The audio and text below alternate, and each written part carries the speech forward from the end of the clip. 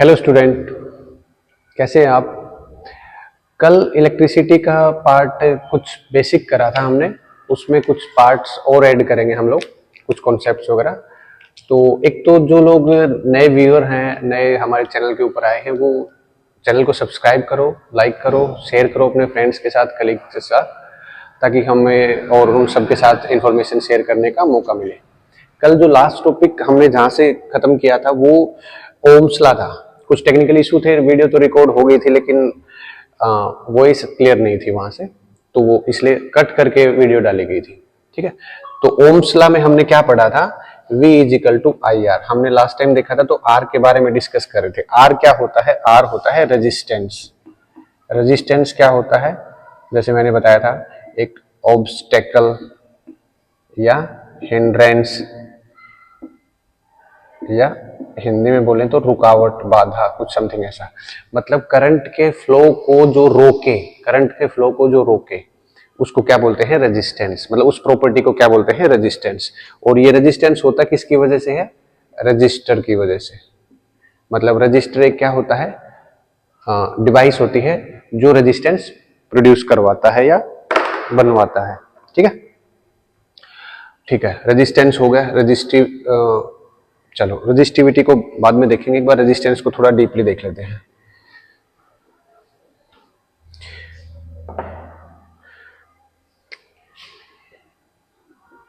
Resistance, resistance के बारे में। ठीक है, रेजिस्टेंस के जो एसआई यूनिट थी ये ओम होती है, ओम। ठीक है, इसको OHM ये ओम से डिनोट करते हैं। ठीक है, जैसे किसी का भी बोला जाए, किसी भी, इसको डिनोट ऐसे करके करा जाता है, किसी भी सर्किट के अंदर रेजिस्टेंस को ऐसे डिनोट करा जाता है, जैसे 10 ओम, 20 ओम, ऐसे वैल्यू होती है। ठीक है, एक ये मेन कॉन्सेप्ट है, फैक्टर्स अफेक्टिंग रेजिस्टेंस। मतलब रेजिस्टेंस, रेजिस्टेंस किन किन फैक्टर पे डिपेंड करता है। तो रजिस्टर की रेजिस्टेंस होता है वो किन किन फैक्टर के ऊपर डिपेंड करेगा, देखते हैं। सबसे पहले nature of material, nature of material. दूसरा लेंथ। तीसरा क्रॉस सेक्शनल एरिया। और फोर्थ वन होता है टेम्परेचर। ठीक है, तो nature of material, length, cross sectional area, temperature, इनको एक एक को थोड़ा सा रिव्यू करके देखते हैं। नेचर ऑफ मटेरियल क्या होता है? हर एक मटेरियल की अपनी अपनी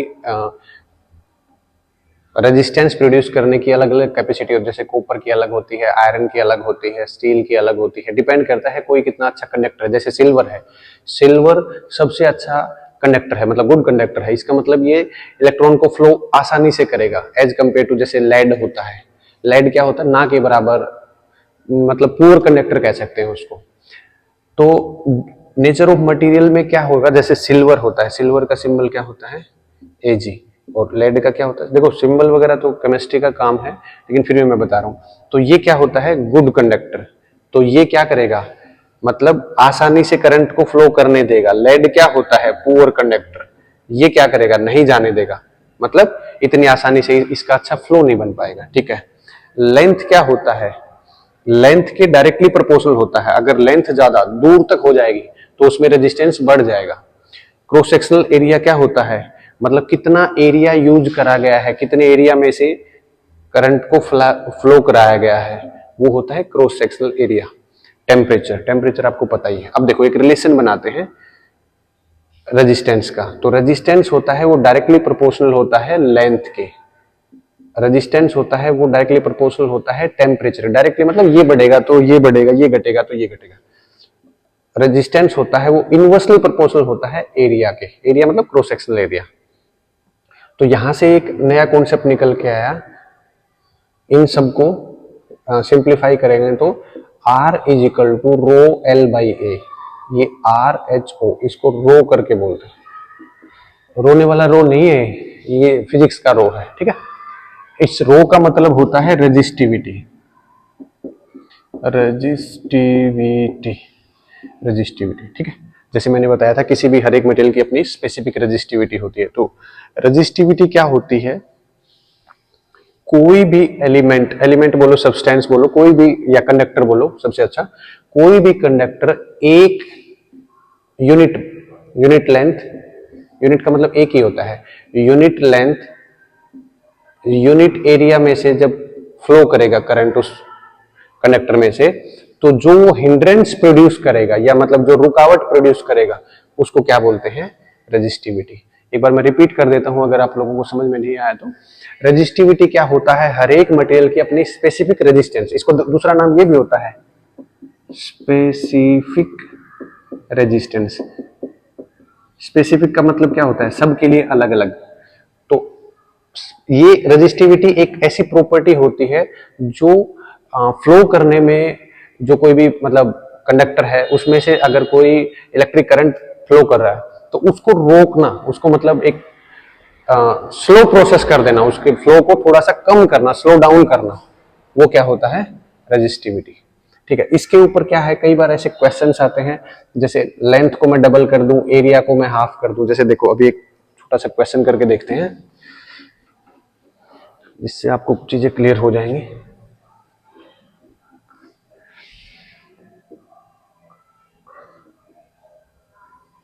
length is doubled, area is halved,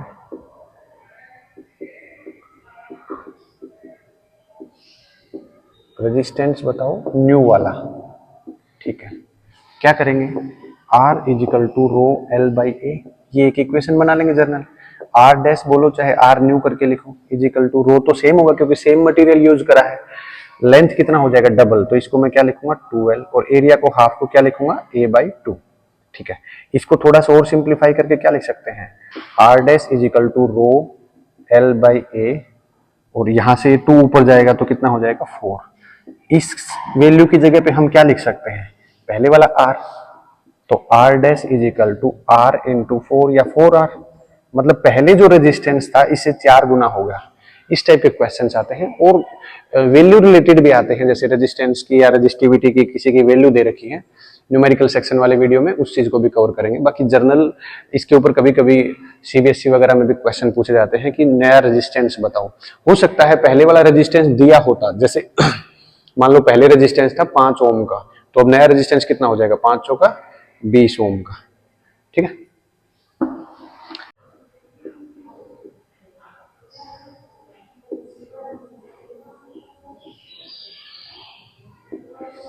एक इंसुलेटर होता है, एक कंडक्टर होता है। इंसुलेटर मतलब विच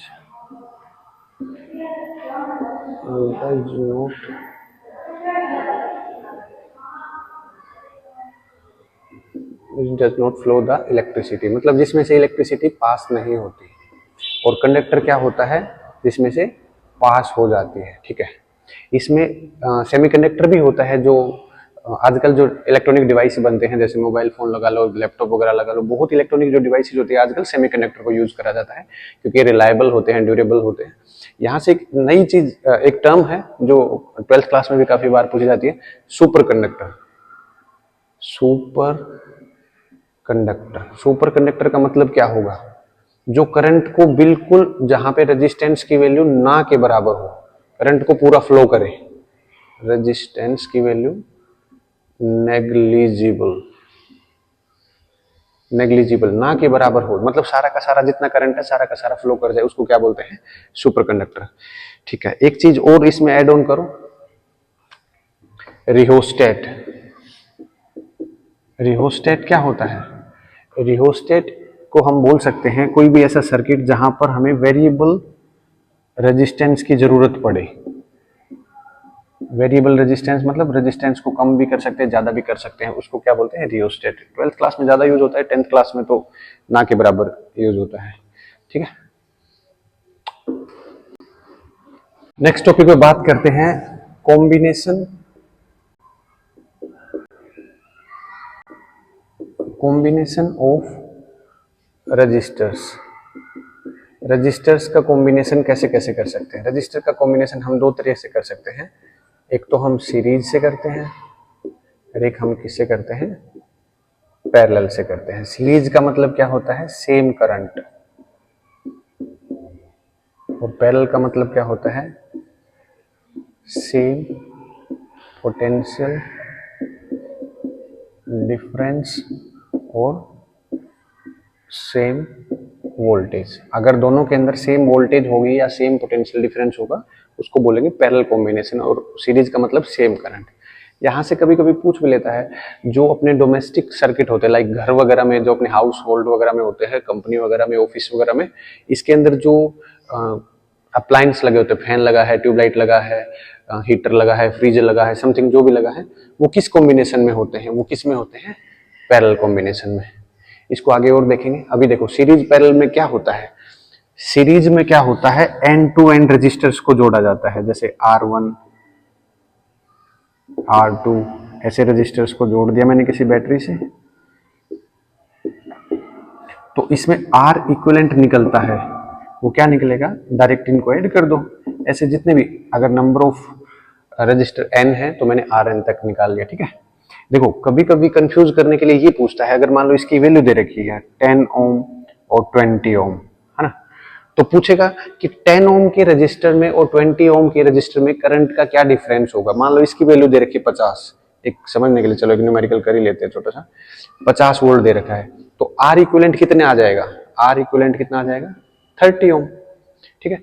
एक सर्किट का जो करंट आएगा क्या आएगा, ओम्स ला लगाएंगे, V is equal to I R, तो V कितना हो जाएगा 50 इज इक्वल टू I निकालेंगे और 30, तो I की वैल्यू कितनी हो जाएगी 50/30, मतलब 5/3 एम्पियर, है ना। तो इसका मतलब 5/3 एम्पियर का करंट जाएगा जाएगा जाएगा, टिंग टिंग टिंग टिंग टिंग टिंग टिंग टिंग टिंग टिंग टिंग आएगा।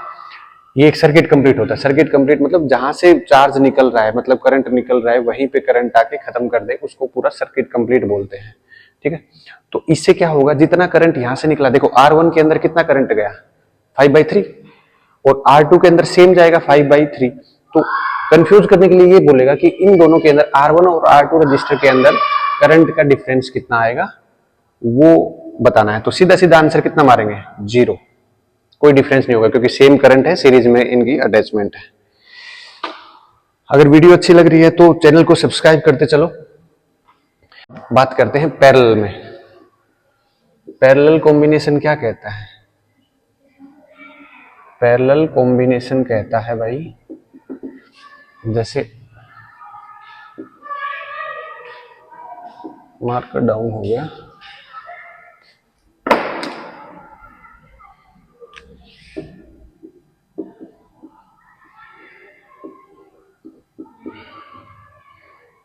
तो इसमें क्या हो जाएगा, R इक्विवेलेंट 1/R इक्विवेलेंट हो जाएगा 1/R1 प्लस 1/R2, ऐसे ऐसे करके 1/R, ठीक है। ठीक है, इसको न्यूमेरिकल सेक्शन में हम इसको कवर अप करेंगे, क्या क्या इसमें रिक्वायरमेंट होती है, ठीक है। एक टर्म आते हैं इसमें पावर। पावर का नाम लेते ही हमें दिमाग में आता है पावर, लाल, पावर, पावर, पावर क्या होती है, पावर को अगर सिंपल लैंग्वेज में बोले तो ये कह सकते हैं रेट ऑफ डूइंग वर्क, काम को करने की ताकत, है ना, रेट ऑफ डूइंग वर्क, और consumption of electrical energy, electric energy या इलेक्ट्रिकल एनर्जी एक ही बात है, ठीक है। देखो पावर को डिनोट करा जाता है, किससे करा जाता है, P से। तो पावर का फॉर्मूला क्या होता है, P is equal to VI, ठीक है। अब देखो इसमें कुछ ऐसी बातें भी होती हैं, जैसे V is equal to IR है ओम्स लॉ के अकॉर्डिंग, तो V की जगह पे IR रख दूंगा तो पावर क्या बन जाएगा, I²R, और पावर का दूसरा I की जगह पे क्या लिख सकता हूँ, V/R लिख सकता हूँ ना, तो I की जगह तो V इंटू V/R मतलब V²/R। ये फॉर्मूले भी होते हैं, ड्राइव्ड फॉर्मूले हैं, इसी से बने हैं, ठीक है। अगर वर्क डन की सेंस में अगर पावर को बताया जाए, पावर क्या होता है, वर्क डन टाइम के रेस्पेक्ट में। तो वर्क डन की यूनिट क्या होती है, जूल, और टाइम की यूनिट यहां पर क्या हो जाएगी, सेकंड। तो जूल अपॉन सेकंड को हमने डिफाइन कर दिया वाट। तो पावर की ऐसा यूनिट क्या हो जाएगी, वाट। लगने वाली वाट नहीं है, वाट लग जाएगी वो वाली, ठीक है। इसको डिफाइन करा जाता है कैपिटल डब्ल्यू से। जैसे मैं बोलता हूं किसी इलेक्ट्रिक हीटर के ऊपर लिखा है 100 वोल्ट, इसका मतलब क्या है, उसकी पावर है 100 वोल्ट। अब देखो, चलो आगे कंटिन्यू करते हैं। जो ओम्स लॉ था, ओम्स लॉ, ओम्स लॉ का जो ग्राफ बनेगा, V और I का ग्राफ बनेगा हमेशा ऐसा, ठीक है। एक कंफ्यूजन दूर करने के लिए एक बात बता देता हूं कि V और I का ग्राफ ऐसा बन रहा है, तो कभी ये मत कहना कि I और V का ग्राफ भी ऐसा बनेगा। I और V का ग्राफ हमेशा ये ट्रू नहीं होता। क्यों? क्योंकि जब इसका स्लोप निकालने की बात आती है, स्लोप क्या होता है, y एक्सिस और x एक्सिस का रेशियो होता है। तो देखो v is equal to I R को लिखते हैं, तो v अपॉन में i, v अपॉन में i मतलब क्या है, ऊपर y एक्सिस पे होना चाहिए v और x एक्सिस पे होना चाहिए i। तो v और i का रिलेशन यही ओम्स लॉ को दिखाता है। अगर i अपॉन v कर देंगे, i अपॉन v, तो ये तो हो जाएगा 1 अपॉन r। ये ओम्स लॉ नहीं होता। कुछ जगह पे बता रखा है कि v और i दोनों सेम होते हैं, हाँ बताने में, क्योंकि जब हमने पहले पढ़ा था तो v और i डायरेक्टली प्रोपोर्शनल होते हैं ओम्स लॉ के अकॉर्डिंग। तो चाहे इसको ये लिख लो, दोनों एक ही बात है ना। यहां से तो एक बात है, लेकिन स्लोप निकालेंगे तब इसको अलग से डिफरेंशिएट कर सकते हैं। यहां से दो चीज और निकल के आते हैं, 10th क्लास में भी करा देते हैं, लेकिन 12th क्लास के अंदर ज्यादा डीपली कराई जाती है चीज। ओमिक सब्सटेंस या ओमिक कंडक्टर और नॉन ओमिक। नॉन ओमिक, इसका मतलब क्या होगा, ओमिक और नॉन ओमिक का। ओमिक सब्सटेंस जैसे नाम से पता चला, ओमिक मतलब जो ओम्स लॉ को फॉलो करते हैं, और नॉन ओमिक जो ओम्स लॉ को फॉलो नहीं करते, वो भी नहीं करते, या उसको ट्रेंड के हिसाब से नहीं चलता। ओमिक सब्सटेंस ये हो जाएंगे जो ओम्स लॉ कौन सा है, ये वाला। सिंपल सा कॉन्सेप्ट है। पावर की यूनिट क्या होती है, वाट, और टाइम की यूनिट क्या होती है यहाँ पर, आवर। तो इलेक्ट्रिकल एनर्जी की ऐसा यूनिट क्या हो जाएगी, वाट आवर। अब कभी कभी पावर होती है वो किलोवाट में होती है, तो क्या हो जाएगी, जो स्टैंडर्ड यूनिट होती है इलेक्ट्रिकल एनर्जी की वो यही होती है किलोवाट आवर, किलोवाट आवर, ठीक है। ठीक है, अब देखो 1 किलोवाट आवर अगर जूल के रेस्पेक्ट में, क्योंकि पावर तो दोनों केस में आ सकते हैं, जूल अपॉन सेकंड भी होती है वाट। तो अगर जूल वाला केस बनता है तो ये बनता है 3.6 इंटू 10 की पावर प्लस का 6 जूल। इस वैल्यू को ध्यान रखना, ठीक है। ठीक है, इसके ऊपर देखो एक बहुत ही पेट क्वेश्चन है, जो मेरे स्टूडेंट रहे हैं, जो मेरे से पहले पढ़े हैं, उन लोगों को तो पहले से पता ही होगा, और बहुत बार रिपीटेड क्वेश्चन है 10th क्लास के सीबीएसई वगैरह में। एक इलेक्ट्रिक फैन है, फैन मोटर वगैरह जो भी है, उसके ऊपर 800 वाट मतलब मेंशन है। अगर वो 4 घंटे पर डे चलता है, 4 आवर पर डे, तो मंथ के एंड में उसका बिल बताओ, मंथ एंड में बिल बताओ। अगर 1 किलोवाट आवर है 3 रुपए की, देखो जो अपने इसको ना, किलोवाट आवर को कॉमर्शियल यूनिट भी बोला जाता है। गांव में जैसे यूनिट बोलते हैं, जो जो लोग सिंपल गांव से देहात से हैं तो ऐसे बोलते हैं, मीटर ने कितनी यूनिट निकाली, यूनिट बोलते हैं। तो इसको एक यूनिट बोल सकते हैं सिंपल, अगर सब्जेक्ट के हिसाब से देख रहे हैं, 1 यूनिट किलोवाट आवर को, ठीक है। तो इलेक्ट्रिकल एनर्जी कितनी हो जाएगी, पावर इंटू में टाइम कितना हो जाएगा, 4 इंटू 30, 8 चौका 32, 96, 96,000। ये क्या है, वाट आवर। अब इसको किलो में कन्वर्ट कर लो, क्योंकि वैल्यू तो किलो में है, तो इसको डायरेक्ट 1000 से डिवाइड करेंगे तो कितना आ जाएगा, 96 किलोवाट आवर, किलोवाट आवर। तो 1 किलोवाट की कॉस्ट है 3 रुपए, तो 96 कितनी हो जाएगी, 288 रुपीज। काफी इंपॉर्टेंट क्वेश्चन है। न्यूमेरिकल सेक्शन में और चीजें भी कवर अप करेंगे, लेकिन जो इंपॉर्टेंट एक आधी कोई बात ऐसी आती है तो हम साथ साथ कवर अप करेंगे, ठीक है।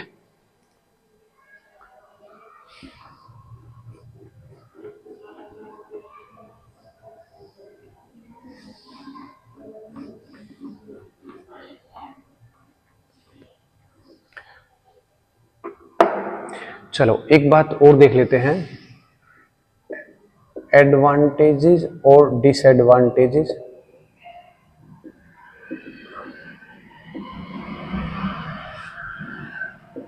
Disadvantages of series of parallel combination. मतलब क्या है, अभी मैंने आपको थोड़ी देर पहले बताया था, जो हाउस होल्ड होते हैं, डोमेस्टिक सर्किट होता है, उसके अंदर सीरीज में जोड़ा जाता है कि पैरेलल में जोड़ा जाता है। इसको थोड़ा सा एक बार एग्जाम्पल के साथ समझेंगे। तो सीरीज में जोड़ने की क्या एडवांटेज होती है, पैरेलल में जोड़ने की क्या एडवांटेज होती है, इसको थोड़ा सा एक बार मैं बोल के बताता हूँ आपको, एग्जाम्पल देके उसको समझने की कोशिश करो। सबसे पहले क्या होता है, जैसे अपने घर है, जैसे मैं अभी जहाँ से रिकॉर्डिंग कर रहा हूँ वहां पर भी क्या है, लाइट्स लगी है, सीलिंग लाइट्स जिसको बोलते हैं।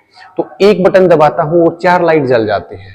इसका मतलब उनका कंट्रोल करने का या कंट्रोलिंग पॉइंट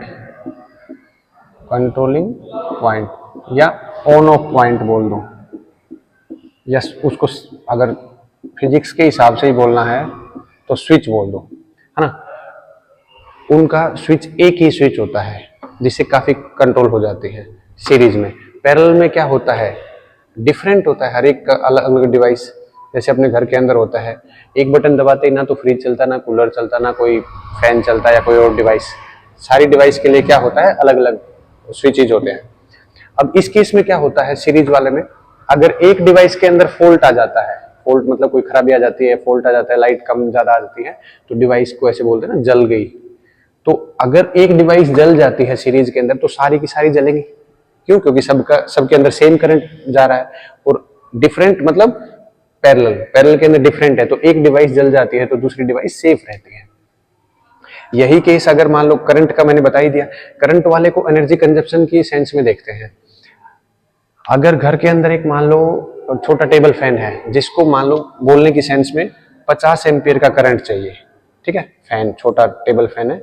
और एक मान लो रेफ्रिजरेटर है, जिसको चाहिए मान लो 200 एम्पियर का, एक सिंपल, है ना, वोल्ट की सेंस में बोल लो चाहे 200 वोल्ट।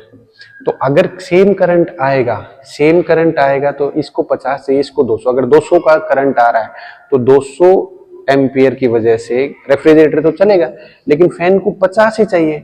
इसका मतलब 150 एम्पियर का करंट इस केस में वेस्ट होगा कि नहीं होगा। मतलब अगर हम एनर्जी की सेंस में बात करें, इलेक्ट्रिकल एनर्जी मतलब करंट की बात करें, तो करंट वेस्ट हो रहा है, एनर्जी वेस्ट हो रही है। इससे क्या होता है, फाइनेंशियल बर्डन भी बढ़ता है, लाइक हमारे को बिजली का खर्चा भी, बिल भी ज्यादा आता है, ठीक है। और अगर पैरेलल कॉम्बिनेशन की बात करूं तो हर एक को अलग अलग जितनी उसकी रिक्वायरमेंट होती है उतनी ही उसको सप्लाई, बिजली की जितनी भी सप्लाई होती है उतनी मिलती है।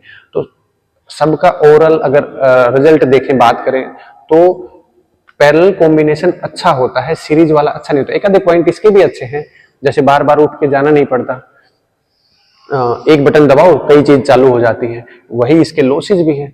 तो ओवरऑल अगर देखा जाए तो पैरेलल कॉम्बिनेशन अच्छा होता है, ठीक है।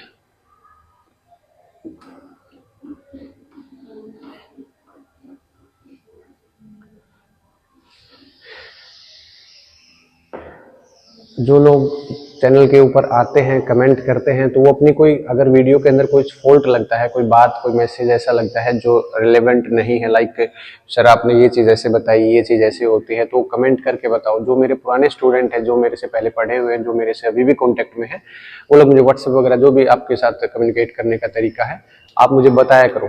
बताओगे तभी तो हम किसी किसी जो भी प्रॉब्लम है उसको सॉर्ट आउट करेंगे, ठीक है। एक लास्ट टॉपिक है इसका, हीटिंग इफेक्ट बोलो।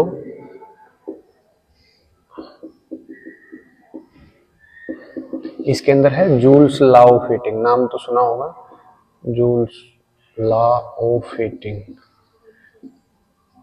फिल्मों वाला नहीं है, नाम तो सुना होगा, राज, ठीक है। जूल्स लॉ ऑफ हीटिंग क्या कहता है, जो हीट प्रोड्यूस होता है किसी भी अप्लायंस में, किसी भी कंडक्टर में, किसी भी डिवाइस के अंदर जो हीट प्रोड्यूस होती है वो करंट के स्क्वायर के डायरेक्टली प्रोपोर्शनल होती है।